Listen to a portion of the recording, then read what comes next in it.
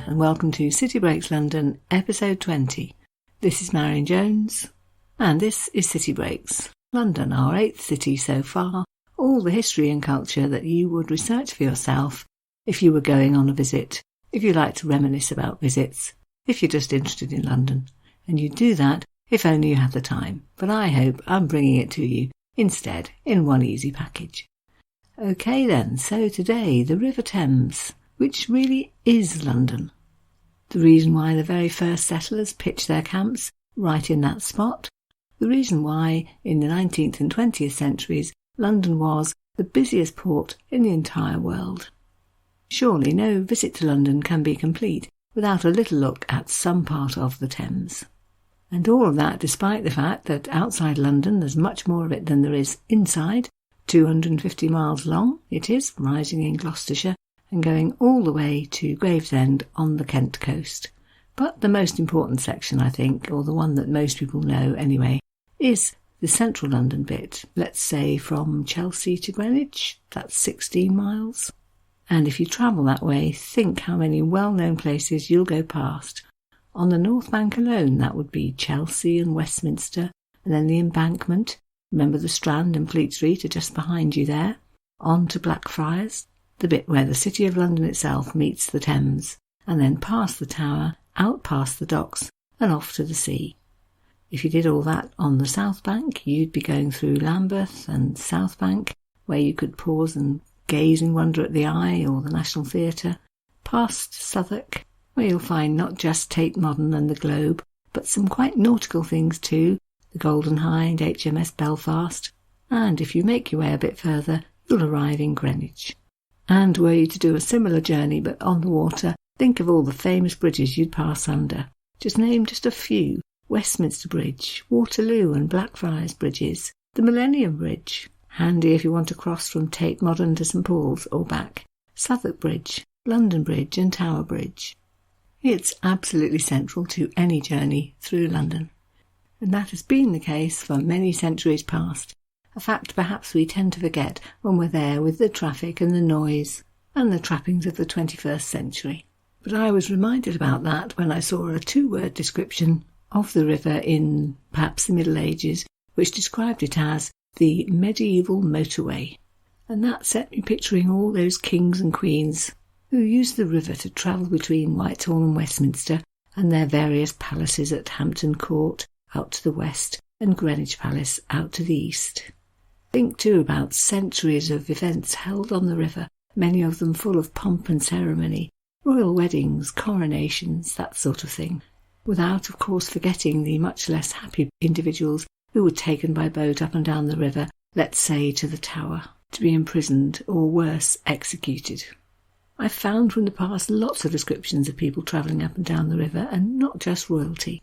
The lawyers, for example, from the Inns of Court, could live in that lovely cloistered setting and know that whenever they needed to pop up to Westminster for a court hearing, they could hop on a boat. And then what about all the playgoers in, let's say, Shakespeare's time, most of whom lived and worked on the north banks of the city, but who needed to get across to Bankside to go to the theatre or watch a cockfight or visit a bear pit. Tourists, of course, have always crossed the river. I managed to find a description written by a German visitor in the 1580s, no less, describing the rowing boats, which were known as wherries, thoughtfully provided for people like him to cross to the other side. They were, he said, charmingly upholstered, and they had embroidered cushions laid against the seats, very comfortable to sit on or lean against. And you can picture him doing just that, leaning back and being rowed across the river by one or possibly 2 boatmen, to whom he'd pay a fare. I found a description written in 1615 of a waterman, one of those people who rowed you across, a sort of larger-than-life character who I think could rival any taxi or Uber driver these days. For the diarist noted that, quote, "He is evermore telling strange news, most of it commonly lies." I got another little picture from 1700, when another foreign visitor, one César de Saussure, who I imagine must have been French, noted that in London there were more than 15,000 boats transporting people and goods up and down and across the river. He claimed to find it quite charming and delightful, but went on to say that actually both the people rowing the boats and the passengers thought nothing of shrieking out to one another across the river, often in colourful language. It is the custom, he wrote, for anyone on the water to call out whatever he pleases to the other occupants of boats, even if it were the king himself, and no one has the right to be shocked.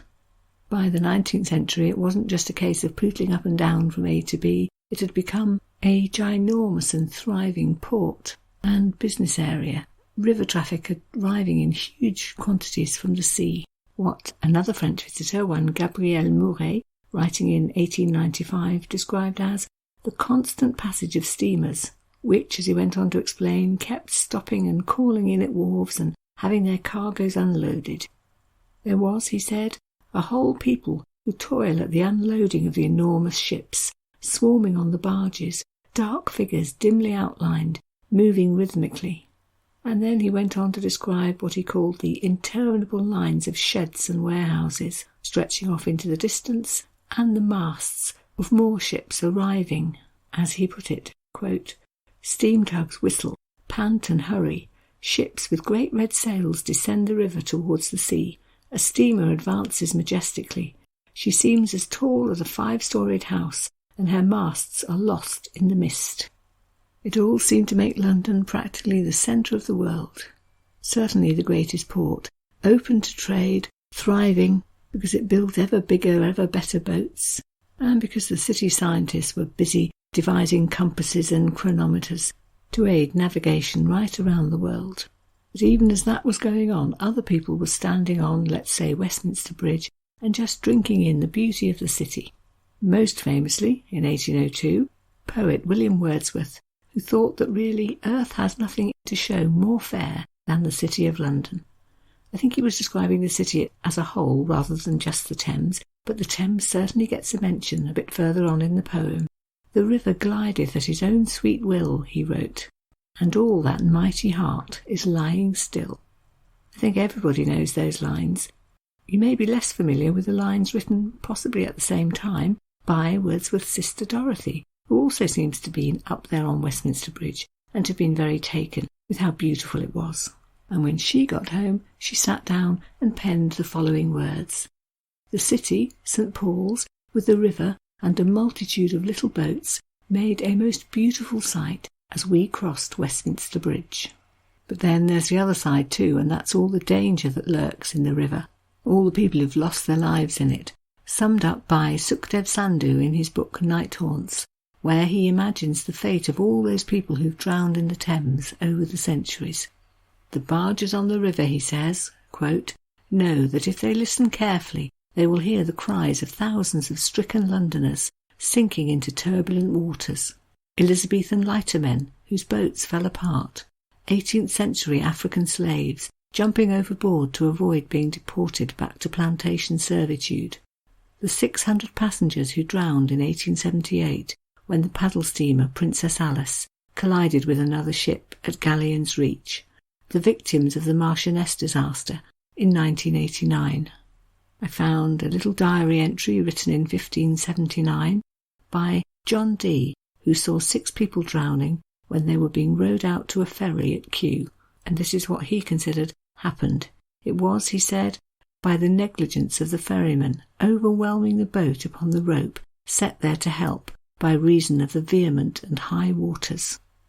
The accident of the Princess Alice, a boat named after Queen Victoria's, I think it was 3rd daughter, was the worst in history on the Thames, when over 600 people drowned. It was a pleasure boat, and it collided with a merchant steamer somewhere near Woolwich. Then, for most of the centuries that London stood on the Thames, there's been the ever-present danger of flooding. Since the building of the Thames Barrier, that's been much less of a problem. But if you go on a boat trip down the river, you might find that a guide points something out to you at the embankment, which is a reminder that the danger of flooding was ever present for most of London's life. It's actually a set of lion heads on the embankment walls. They're decorative, but they're useful too, because they've got mooring rings through their mouths so that boats can be tied up. And what the guide will tell you is that before the days of the Thames Barrier, river police were always told to check the water level there, because if it came up as far as the mooring rings, which the lions had in their mouth, then the danger of flooding was very near, or, as Londoners used to put it, when the lions drink, London is in danger. Here, for example, is a diary entry from 1928 where William Ralph is writing about exactly that problem, flooding. It was, he said, due to high spring tide and already swollen river. 14 people were drowned, and the basement of the Tate Gallery, containing drawings by Turner and other matters, was submerged. The water swept over the embankment and invaded the Houses of Parliament. But, of course, there have also been one or two occasions when the Thames was a lifesaver, most notably in the year 1666, during the Great Fire of London, when Londoners ran in great numbers to the Thames to escape the flames. Some escaped to somewhere safer down the river, others used the water to fill up buckets in the vain hope that they might be able to quench the flames. In reality, it took 4 days to bring the fire under control, but there are diary entries by people recalling the sight of the King himself, Charles II, and his brother James, standing on the riverbank, directing operations and hauling out water themselves. It's said that they were there from 5 o'clock in the morning right up until midnight, and one Londoner is said to have remarked that if only the Lord Mayor had done as much, as he put it, the city might actually have been saved. There are so many moments of history that have played out on the river. It's no accident that both Westminster and the City of London are on the river, which then became, of course, the main way of transport between the two. Right at the end of the 14th century, another use was made of the river, and it has to do with the story of Dick Whittington, he who was 3 times Lord Mayor of London. The real Dick Whittington made an absolute pile of money, and when he left it, in his will, he stipulated that some of it at least should be used to build what became known as Whittington's Longhouse, basically a toilet over the Thames, for all those people who had no such facilities at home. I think that was probably most people at that time. The historian Robert Lacey writes about this in his book Tales of English History, and describes it as, quote, a monster public lavatory which contained 128 seats, half for men and half for women, in 2 very long rows with no partitions and no privacy. It overhung a gully near modern Cannon Street and was flushed by the tide. I'm afraid the idea of human waste in the river was a bit of a thing for centuries. There are lots and lots of historical sources from Tudor times talking about the various monarchs from that period enjoying the river. Henry VIII, for example, was very big on river pageants, a big spectacle on the river, for example the one in 1538, when he organised a fight between 2 boats, one representing himself and his council, and the opposing one representing the Pope and the cardinals.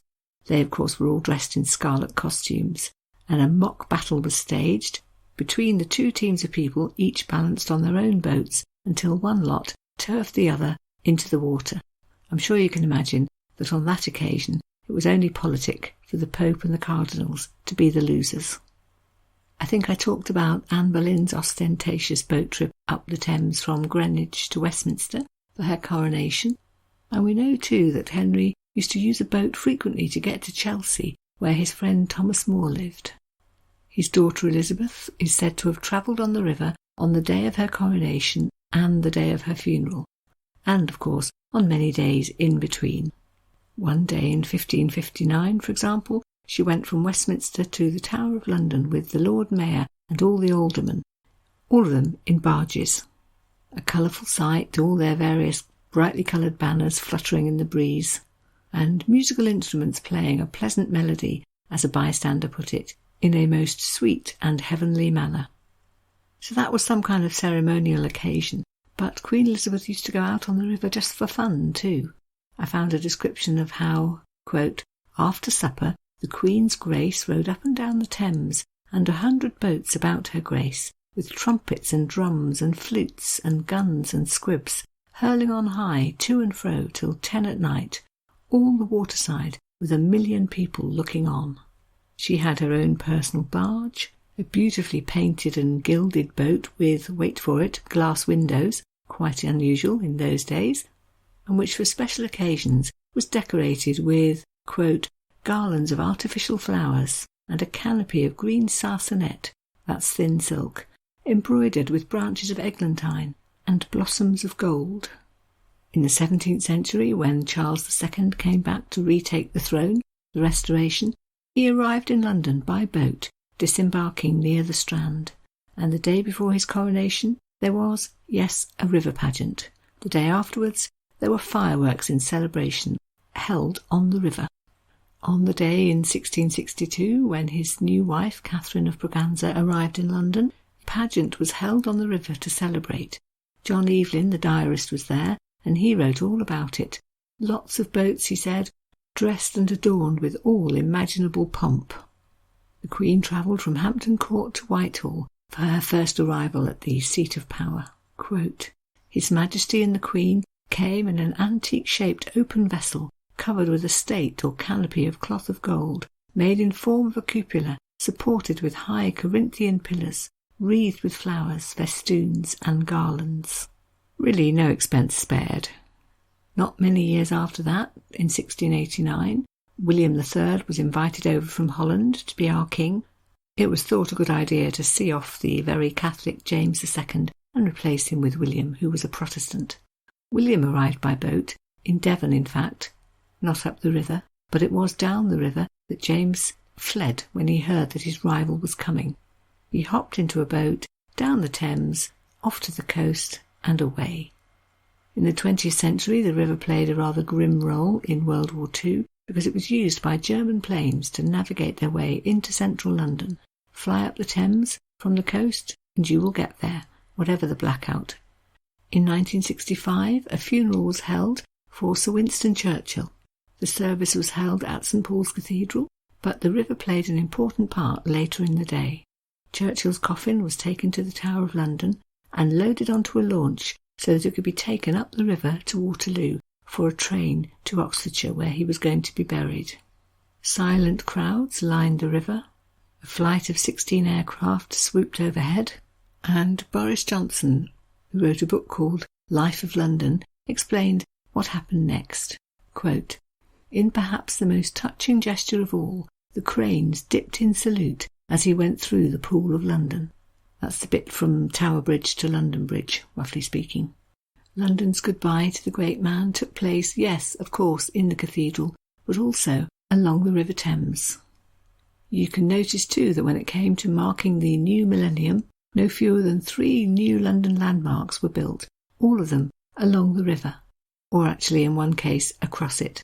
So, the London Eye, the Millennium Bridge, and the Millennium Dome, better known today as the O2, or perhaps just the O. So the Thames has played its role in the history of London from its first founding right through to the dawn of the 21st century.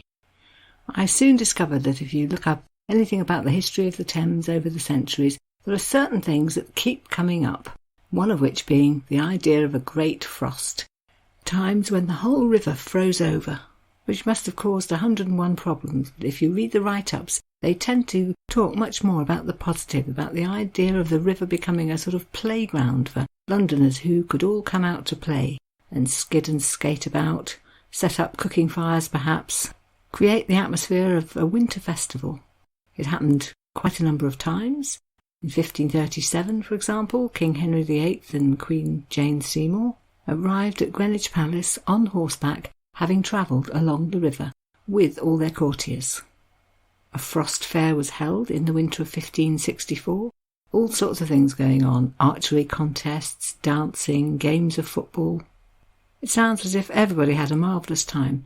Oh, except for the watermen, who of course lost their trade until the river unfroze and they were needed to ferry people back and forth again. Again in 1608, frozen over. I know this because I found a letter written by one John Chamberlain, which described the Archbishop of Canterbury crossing the river from Lambeth Palace on one side to Westminster on the other. John Chamberlain seems to have witnessed this himself, and while he was there, he also noticed lots of other fun frolics. For example, people burning a gallon of wine, as he put it, on the ice and offering it to all and sundry, sort of the glühwein of the early 17th century. As ever with the 17th century, John Evelyn has plenty to say.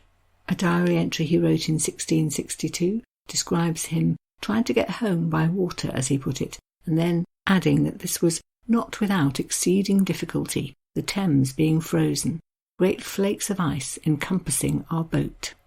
And in 1684, it would seem that the Thames was frozen 4 weeks at a time. On January the 9th, he was on the frozen Thames, the ice apparently being so thick that shops had been set up across it, where people were roasting meat and setting up places to sell their wares, quite, as he put it, as in a town, and with coaches, carts and horses passing over it. By the 24th of January, so fully 2 weeks later, he was writing that the frost is continuing more and more severe, and people had found all sorts of ways to enjoy themselves, as he put it, with sleds, sliding with skates, a bull baiting, horse and coach races, puppet plays.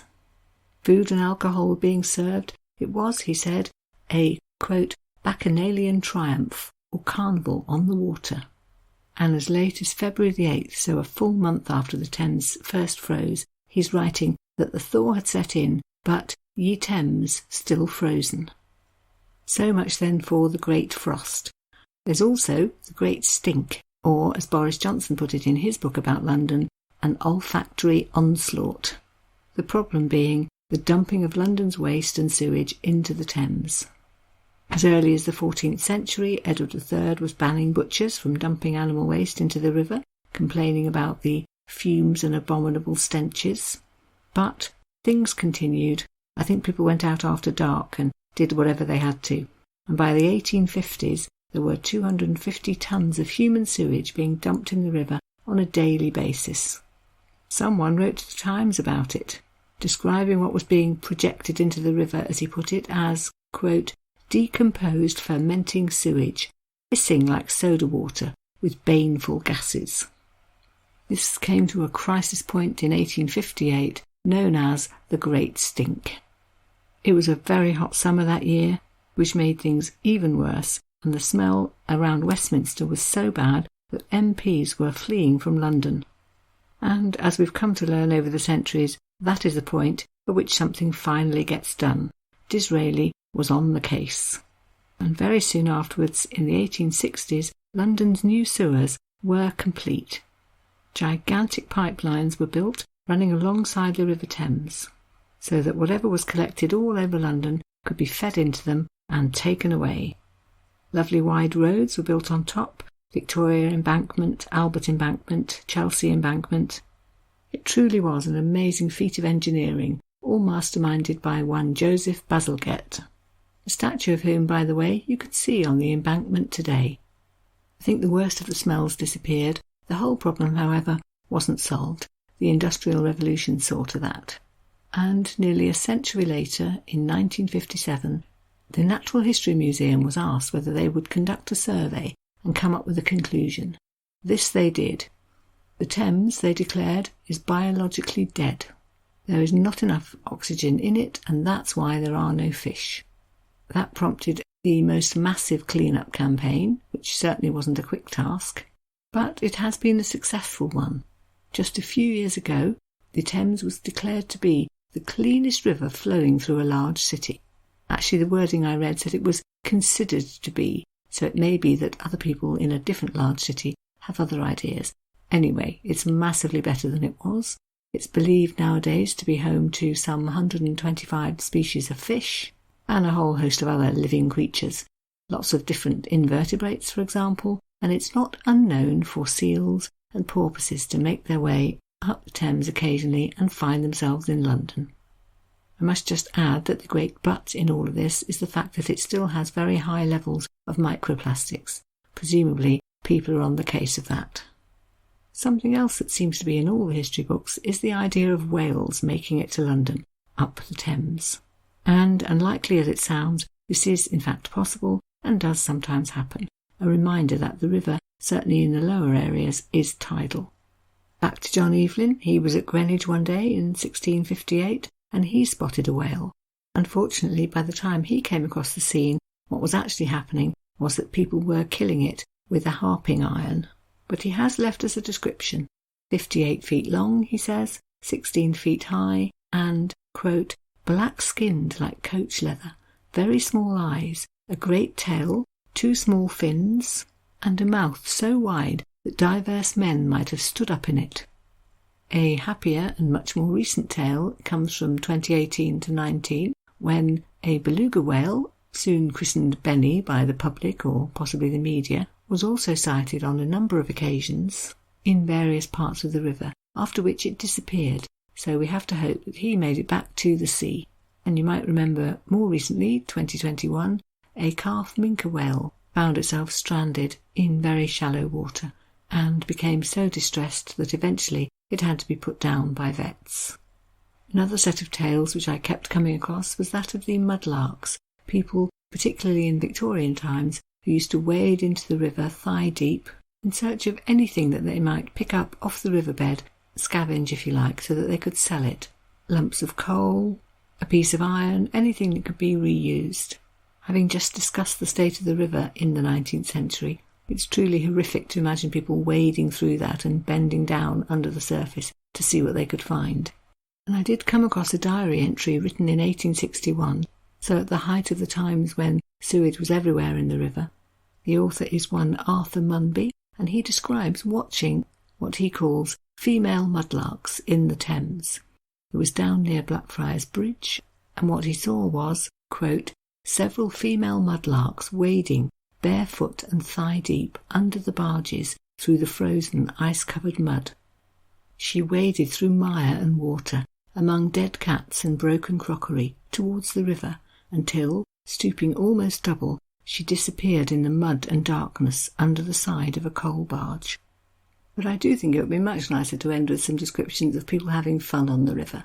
And here's a great one, written in 1172 by one William Fitzstephen. He describes people making sport with tournaments on the river. There's a lot of wobbly rowing about and standing upright on a boat, trying to break a shield with a lance and hoping you don't fall in. Plenty of people sliding along the ice, or finding a great lump of ice to sit on and then getting their friends to drag them along on it. Sometimes, he says, they go too fast and all fall flat on their faces. Others, he says, quote, more skilled in ice sports, fit the shin bones of beasts to their feet, lashing them to their ankles, and use an iron-shod pole to propel themselves, pushing against the ice. They are borne along as swiftly as a bird in flight. And meanwhile, since all this exercise is going to make you very hungry, on the riverbank, a public cook shop, where, quote, daily you can find the seasonal foods, dishes roast, fried and boiled, fish of every size, coarse meat for the poor and delicate for the rich, such as venison and various kinds of birds. And he goes on to explain that if you're having guests and don't want to buy food and get your servants to cook it, then you can hasten to the riverbank, as he puts it, and buy it all. For there they have, as he puts it, every sort of delicacy. Boat racing on the Thames has been going on an awful lot longer than you might realise. I found a description of a race from Blackfriars Bridge to Putney and back, written in 1795 by the Reverend William McRitchie, who was on a tour through Great Britain, as the title of his book tells us. This seems to have been an annual event, for which there was, quote, a vast concourse of people on the bridge and on each side of the river, vast number of boats and barges, with splendid company on board. He claims to have seen 1,000 barges, all part of the spectacle, and to have heard guns being fired as the winning boat neared the finishing line. And he finishes his piece by writing that, quote, even in the most luxurious times of ancient Rome, never sure could old Father Tiber boast a nobler spectacle. The first Thames Regatta was held in 1843 at Putney, and in 1846 came the first Oxford versus Cambridge boat race. Even then it was set to be an annual event, and still today a spectacle that attracts crowds, television cameras, etc. Surely today any visitor to London makes a point of seeing something of the Thames. There are all kinds of things on offer to help you make the most of it. Most obviously, the classic boat trip. Surely a must if you haven't done it before. Or what about investigating the Thames Path, on which you can walk from one side of London to the other? There's a website all about the Thames Path, from which you can learn that it stretches from the, quote, lost floodplains of Richmond to the Dickensian eastern marshes. Many of London's main sites are on it. Centrally then, for example, the Houses of Parliament, Tower Bridge, and so on, but also a little bit further out, Hampton Court Palace, Kew Gardens, and all sorts of other goodies. You might prefer to just wander a much, much smaller section bang in the centre. Why not go to the South Bank? Think street performers, theatres and concert halls, the London Eye. If museums or places to visit are more your thing, then there's the London Docklands Museum, where you can learn all about the river. In Southwark there are 2 different ships you can visit. The Golden Hind, well, an exact replica of, in fact. So the galleon in which Sir Francis Drake sailed round the world, along apparently with about 80 crew members. If you go to visit, do pause to wonder where they all fitted in.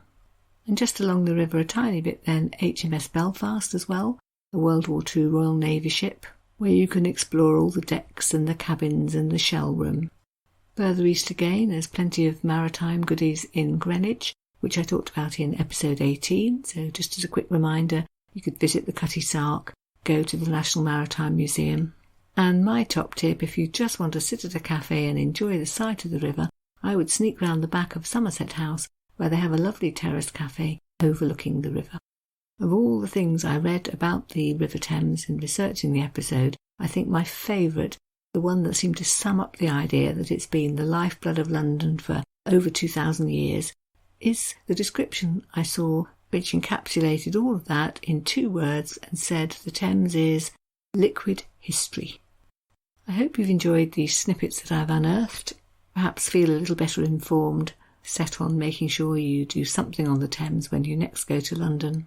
And so I'm going to round off the episode right there and just mention that next week we're going actually to one of the big London hitters set right on the Thames, and that's the Palace of Hampton Court. I hope you'll be able to join me for that, but for the moment, thank you very much for listening. Goodbye.